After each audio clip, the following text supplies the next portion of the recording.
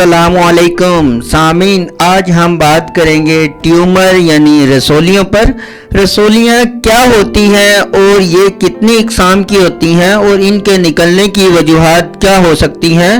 और ये किस हद तक आम इंसान के लिए ख़तरनाक हो सकती हैं। सामीन, ये वीडियो मुकम्मल ज़रूर देखिएगा क्योंकि आज की ये मालूमात और आगाही हर किसी के लिए बहुत ज़रूरी है। और पाकिस्तान में इस वक्त हमारा हेल्थ से रिलेटेड पहला चैनल होगा जो आपको रसोलियों के हवाले से अब तक की ना सिर्फ जदीद मालूमात और आगाही फराहम करेगा बल्कि इसके मोहतात तरीका इलाज के बारे में भी एक बहुत ही ज़बरदस्त मेडिसिन पर बात करेंगे। और साथ ही आप हमारे चैनल को भी ज़रूर सब्सक्राइब कीजिए ताकि आपको हेल्थ से रिलेटेड हर किस्म की मालूमात और मेडिसिन के इस्तेमाल से मुताल्लिक आगाही का नोटिफिकेशन मिलता रहे। चले तो शुरू करते हैं आज के इस टॉपिक को। जी सामीन, अब बात करते हैं ट्यूमर यानी ये रसोलियाँ क्या होती हैं, ये क्या है। ट्यूमर यानी ये रसोली तिब की दुनिया में जिस्म में कहीं भी कोई नई गैर तबी अफजाइश जो अपने अतराफ में मौजूद तबी साख्तों से मिलती जुलती या कदरे मुख्तलिफ हो और वो कोई तबी फेल अंजाम ना दे रही हो यानी बेमकसद हो, अपने अतराफ के साख्तों के लिए बोझ हो, कोई हयातियाती फरीज़ा अंजाम ना दे मगर अपनी ग़िज़ाइयत और नशोनुमा के लिए अपने अतराफ के सेहतमंद साख्तों पर इन्हिसार कर रही हो,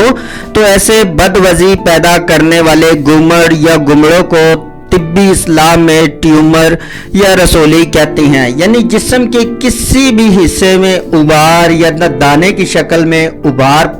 सा पैदा हो जाना, जैसे स्वेलिंग हुई, इस तरह की सिचुएशन कंडीशन को रसोली कहा जाता है और ये जिस्म के किसी भी हिस्से में कहीं पर भी वाक़या हो सकती है। अब बात की जाए इनकी अक़साम की, यानी इस रसोलियाँ कितनी अक़साम की होती हैं। ये आमतौर पर इसको जो मेडिकल साइंस में इसको दो तरह की अक़साम में डिवाइड किया गया है। एक सादा यानी सिंपल रसोली कह सकते हैं, कुछ पेचीदा यानी टिपिकल यानी जिसको आम ज़बान में आप खबीस या ख़तरनाक रसोलियाँ भी कह सकती हैं। यानी एक सिंपल और एक डेंजरस यानी ख़तरनाक रसोलियाँ। अब अगर हम पहले सादा रसोलियों पर बात करते हैं कि ये सादा यानी बिगनिंग जो स्टार्ट में निकलती है, ये क्या होती हैं। ये इब्तिदा में जब गैर वाज़िया और छोटी हों तो बेज़रर और मासूम होती हैं और ज़ाहिर भी नहीं होती, लेकिन जूं जूं जिसामत में बढ़ती हैं ना सिर्फ बदवज़ी बदसूरती और उलझनों का सबब बनती हैं बल्कि अपने दबाव से साथ वाली साख्तों को भी मुतासर करती हैं। बराह रास्त या गैर बराह रास्त दर्द भी करती हैं और नुकसानदेह भी साबित हो सकती हैं। बायोप्सी करवाने पर पता चलता है ये खोल में मलफूफ है, यानी ये इसका एक तरह से टेस्ट होता है। आमतौर पर सिरिंज की मदद से इसका मवाल लिया जाता है और फिर इसका टेस्ट किया जाता है, इसलिए अतराफ वाली साख्तों में धसी हुई नहीं होती, आसानी से हिलाई जा सकती हैं। इनसे कोई मवाद अतराफ वाली साख्तों में नहीं रसता। इनका मुआयना करने पर यकसानियत मिलेगी। यह मोलक रसोलियों की तरह जिस्म में नहीं फैलती, ना ही इनमें गलाव सड़ाव वाली कैफियत पैदा होती है। बिलअमूम सर्जरी से आसानी से निकाल देने पर दोबारा भी जाहिर नहीं होती। लेकिन खुशाइन बात यह है कि ये सादा रसोलियाँ आम यानी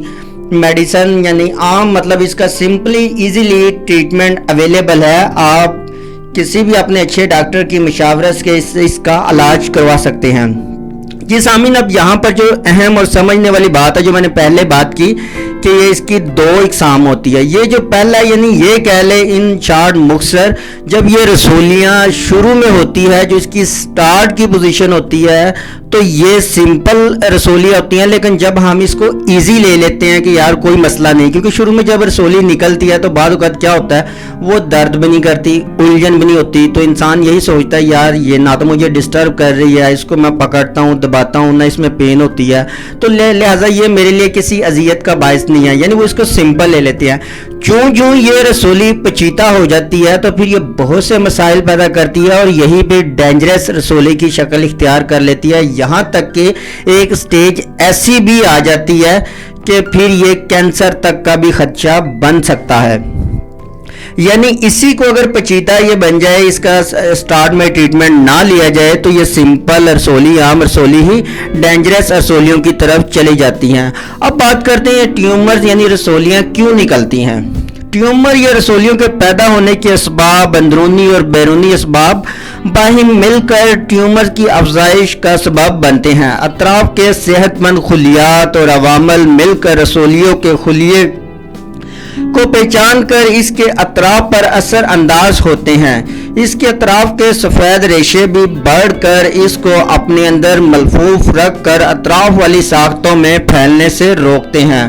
وجوہات میں لاپرواہی، خراش پذیری، تالیفی اور غیر قدرتی مصنوعات کا استعمال، جدید طرز معاشرت، آلودگی، زہریلے اجزاء کے اثرات، بے آرامی، دباؤ، پریشانی، تناؤ وغیرہ۔ اس کے علاوہ ٹیومر کو فروغ دینے والی اندرونی بیرونی عوامل میوٹیشن، خلیات کی غیر طبیعی تقسیم اور نشوونما کا سبب بنتے ہیں۔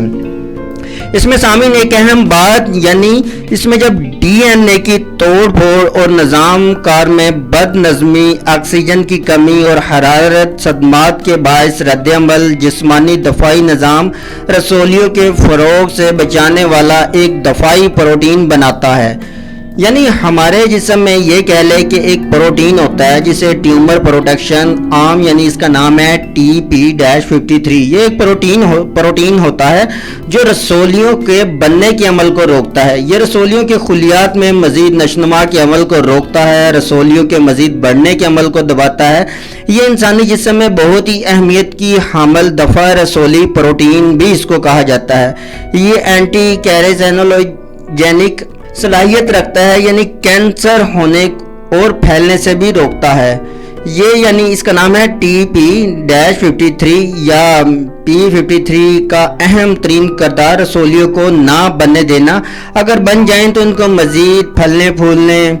سے روکتا ہے۔ یہ نہ صرف ایک مستحکم حفاظتی نظام کا کام کرتی ہے بلکہ رسولیوں سے بچاؤ اور پھیلاؤ کو بھی محدود کرتی ہے۔ اس لیے سامعین، یعنی جب آپ میں اس کو اگر میں مختصر بیان یہ کروں کہ یعنی جب کسی بھی انسان میں رسولی بننے کا عمل شروع ہوتا ہے تو اٹس مین یہ کس طرف اشارہ کر رہا ہے کہ ہمارے جسم کے اندر ایک پروٹین ہوتا ہے جسے TP-53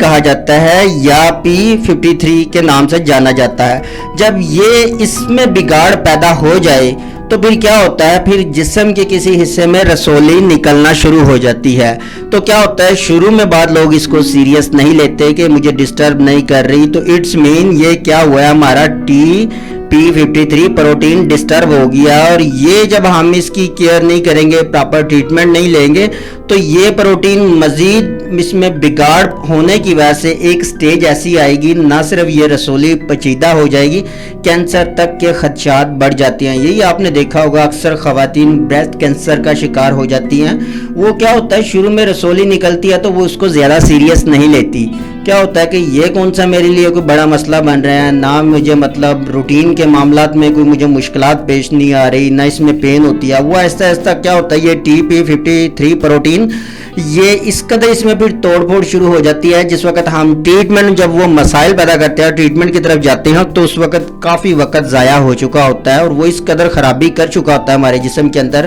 یہاں تک کہ وہ کینسر کی صورت تو اختیار کرتا ہے لیکن وہ بھی پیچیدہ ہو جاتی ہے۔ یعنی یہ ضروری نہیں ہے کہ رسولی ہے تو وہ آپ کے لیے پرابلم کر رہی ہے تو تبھی آپ اس کے ٹریٹمنٹ کی طرف جائیں، نہیں، اگر یہ ہے اس کو آپ فوری سیریس لینا چاہیے۔ یعنی یہ رسولی نکلنا، یہ TP-53 پروٹین کی خرابی، اس میں ڈسٹربنس ہے۔ یہ سامعین، اب بات کرتے ہیں اس کے طریقہ علاج پر۔ ہومیوپیتھک ایک بہت ہی زبردست میڈیسن ٹیومر گو جو ہر قسم کے مضر اثرات سے پاک ہے اور بغیر کسی سائیڈ افیکٹ کے۔ یہ مختلف ہومیوپیتھک میڈیسن کا کمبینیشن ہے اور پاکستان کی مشہور ہومیو لیب پال بروکس اسے بنا رہی ہے۔ یہ کسی بھی قسم کی رسولی ہو اور جسم کے کسی بھی حصے میں ہو، لیکن شرط یہ ہے کہ ابتدائی سٹیج ہو۔ یعنی اس طرح کی سچویشن میں اس کے اتنے کمال اور اتنے اچھے رزلٹ ملے ہیں، یعنی جسم کے کسی بھی حصے میں، عام طور پہ دیکھا ہے کہ گلے کے یہاں پہ یا جسم کے کسی بھی حصے میں آپ کو گلٹی کہہ لے یا ٹیومر کوئی بڑا جسے عام طور پر کوئی ایک بڑی پھنسی ٹائپ اس طرح کی یعنی باہر جسم کے کسی بھی حصے میں ہو تو اس کو اگر سٹارٹ کی پوزیشن ہو مطلب بگننگ ہو ابھی سٹارٹ ہوئی ہو چند ڈیز گزرے ہوئے یعنی سٹارٹ کے ویکس ہوں یہ نہ ہو کہ یہ کافی پرانی ہو تو آپ اس میڈیسن کو استعمال کریں گے انشاءاللہ آپ دیکھیں ہم خود استعمال کروا رہے ہیں کمال کے رزلٹ ہیں چند دن کے استعمال سے آپ خود ہی فرق اس کا دیکھیں گے یہ سامن کس طرح سے کام کرتی ہے یہ میڈیسن اس کے حوالے سے بھی میں آپ کو شارٹ سا بتاتا ہوں یہ دوا استعمال کرنے کے فوری بعد مؤثر اعضاء اعصاب کے احتکامی سروں سے جذب ہو کر اعصابی جال کے توسط سے مرکزی اعصابی نظام کو جاتے ہیں طبیعت مدبر بدن انہیں فوری تمام صحت مند خلیات کی جانب سے فراہم کردہ راستوں سے متاثرہ مقام یعنی رسولی اور ٹیومر تک پہنچا دیتے ہیں یہاں پر وہی پروٹین یعنی TP53 کے ارتکاز اور توسط سے غیر طبی نو افزائش رسولیوں کی نشو و نما گرفت میں آ جاتی ہے اور رسولیوں کا بننے کا عمل رک جاتا ہے تمام طبی خلیات سے رابطہ ٹوٹ جاتا ہے رسولیوں کے خلیات میں سکڑاؤ ہونے لگتا ہے یوں یہ TP53 یعنی یہ ٹیومر گوڈ ڈراپ یہ TP53 یہ جو پروٹین ہے اس کے افعال کو یقینی بناتا ہے یعنی اس کی جو توڑ پھوڑ کا عمل ڈسٹرب ہوا تھا یعنی یہاں پر بھی دیکھ لیں بات وہی ہے کہ جو ٹریٹمنٹ کی بات کر رہے ہیں یہ ڈراپ جو میڈیسن بات کر رہی ہے بیسیکلی ہمارا جو TP53 پروٹین ہے اس کے فنکشن کو بہتر کرے گا یعنی اس کو واپس بحالی کی طرف لے کر آئے گا جب یہ بحالی کی طرف لے کر آئے گا جو رسولیہ بننے کا عمل مسئلہ ہوا ہے وہاں پہ انفیکشن ہوا ہے جو معاملات بگاڑ ہوا ہے یہ ان سارے معاملات کو ٹھیک کرے گا اس سے نہ صرف مزید پھل مطلب اسے پھلنے پھولنے بھی نہیں دے گا رسولی کو بلکہ ان کی نشو و نما کو روک کر انہیں گلا دے گا اور منظر سے ہٹا کر بدوزی اور بدنمائی سے بچاتے ہیں اور انہیں دوبارہ بھی ہونے نہیں دیتا اس کے علاوہ سامعین یہ ڈراپ ہومیوپیتھک کے بڑے ہوئے اور سوجے ہوئے لمفاوی غدودوں اور جسم کے تمام غدودوں کی سوزش اور بڑھوتری اور سختی میں انتہائی مؤثر ہے پتھر کی طرح سخت پر درد مطلب جو گومٹ یا جو یہ رسولی بنی ہوتی ہیں اس میں کافی کارآمد ہے اس کے علاوہ سامعین ایک اور اہم چیز اکثر ٹانسلز میں کیا ہوتا ہے گلا پھول جاتا ہے یہاں پر بھی ایک رسولی گلٹی ٹائپ مطلب گلٹی سا بنے ہوتے ہیں اس طرح کا محسوس ہوتا ہے اس طرح کی سچویشن میں بھی یہ کافی فائدہ مند ہے اس کے علاوہ عام یا سادہ یعنی کسی بھی طرح کی رسولی ہو جلد کی نرم و سخت رسولیوں میں انتہائی مفید ہے غدودوں اور ٹیومرز کی سوزش کے بعد بڑھوتری ان کو مزید روکنے سے بچانے کے لیے کیلشیم کے اجتماع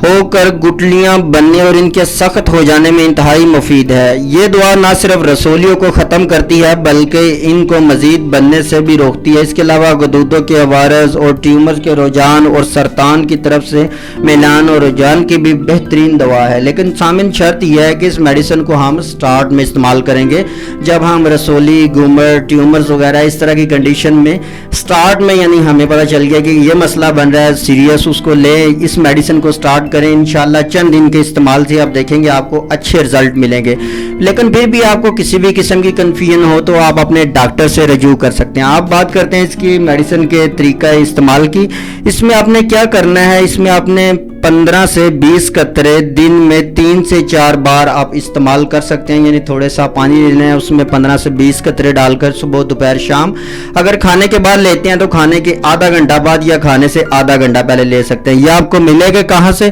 یہ آپ کو کسی بھی ہومیوپیتھک اسٹور سے آسانی سے مل جائیں گے لیکن اگر پھر بھی آپ کو کسی بھی قسم کی دشواری ہو تو آپ اسے آن لائن ہم سے بھی خرید سکتے ہیں اگر ہمارے ویئر ہاؤس یا اسٹاک میں اویلیبل ہوا تو اسے ہم بھی آپ کو ڈیلیور کر دیں گے اور سامعین آپ کے مائنڈ میں آج کے اس ٹاپک سے ریلیٹڈ کسی بھی قسم کا سوال ہو یا کوئی ایسی بات جو آپ کے ذہن میں ہو لیکن ہم نے ویڈیو میں ڈسکس نہ کی ہو تو آپ کمنٹ سیکشن میں ہم سے پوچھ سکتے ہیں آپ کے پوچھے گئے تمام سوالات کا جواب ہم ضرور دیں گے اگلی ویڈیو تک ہمیں اجازت دیں اپنا خیال رکھیے گا اللہ حافظ